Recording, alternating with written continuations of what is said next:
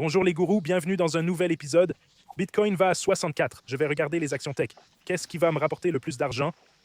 Je trade parce que je mets mon argent dans un actif ou une action qui va me rapporter de l'argent. J'achète une entreprise, une part d'une entreprise, et je m'attends à ce que cette entreprise fasse plus d'argent avec mon investissement et me donne un retour sur investissement. J'achète une action ou une part de cette entreprise. Google, j'aime beaucoup. Ratio cours-bénéfice de 18, soit 18 fois ses bénéfices, 18 ans pour récupérer son prix. Elle génère 420 milliards par an.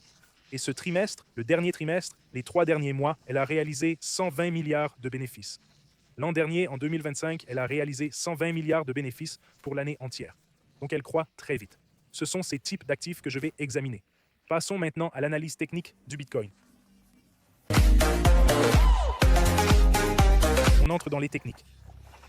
On peut voir en pré-marché que la bourse est en légère baisse après un énorme rallye ces 2 derniers jours.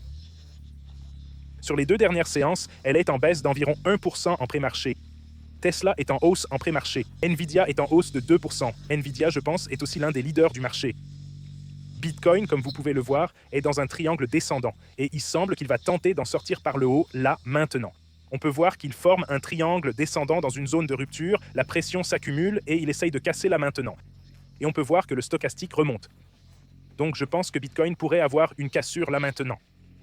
Il tient ici. Je pensais qu'il pourrait baisser davantage, mais il semble qu'il se comprime pour casser à la hausse. Je vais augmenter un peu ma position.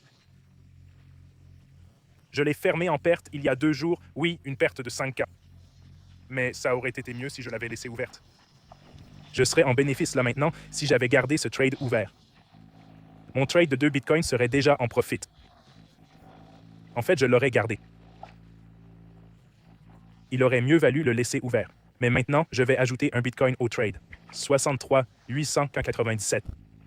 63 888, ça a bien monté. Voyons, je vais le mettre $1 au-dessus.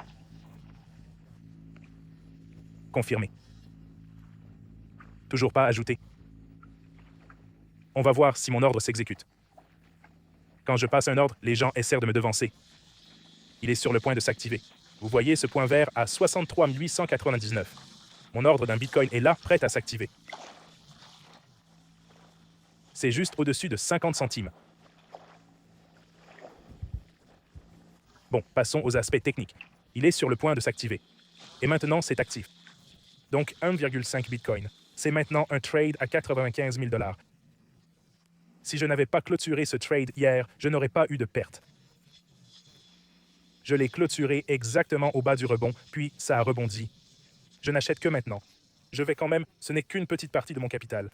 Je n'alloue jamais plus de 10% sur un seul actif. Je trade ici avec seulement quelques pourcents de mon allocation. Je pense que ça pourrait arriver. C'est pourquoi je prends une position longue ici. Ce sera un stop loss serré. Je fermerai ce trade s'il va contre moi. Stop loss serré. Et puis cette potentielle cassure. Biseau descendant. Ça pourrait être un grand biseau descendant sur Bitcoin. On va voir si ça se réalise. Le stochastique aussi remonte sur le journalier.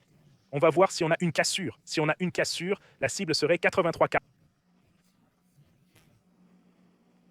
On va voir si on a une cassure ici. Voilà le trade que je prendrai.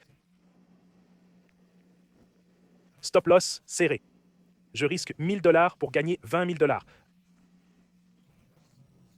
Ratio risque-rendement de 19 fois 79 et 1000 $ pour gagner 20 800 $ par Bitcoin, sans levier. Avec 10x de levier, ce serait 200 $. Voilà le trade que je prendrais sur Bitcoin. J'ai augmenté ma position Bitcoin à 1,5 Bitcoin. Voyons aussi les actions tech. Qu'est-ce qui va me rapporter le plus? Je vais juste parcourir rapidement. Bitcoin recule de 54%. Mais il semble avoir un support. Le prochain support est à 48%. Je sais donc que je dois être prudent. La capitalisation totale du marché ressemble à une énorme tête-épaule sur le point de casser une ligne de tendance. Les prochains supports se situent à 1,8 billion et 1,4 billion de dollars. On peut voir où ça semble se diriger, vers environ 1,8 billion de dollars. Le DXY, c'est le dollar américain. Et vous pouvez voir sur... C'est pourquoi je ne veux pas trop m'exposer aux actifs. Parce que le dollar américain est en 4e ou 5e vague. Ça remonte à l'an 2000. Donc 20 ans de graphique. Et vous regardez la force du dollar américain. On peut voir qu'il forme un double creux sur cette ligne de support qui remonte à 2011. Et vous voyez ce creux arrondi. S'il remonte, ça va faire baisser les actions quand le dollar se renforcera. C'est pourquoi je reste principalement en liquidité en ce moment. Sur l'appli Samsung, je veux regarder Nvidia. J'ai acheté Google la dernière.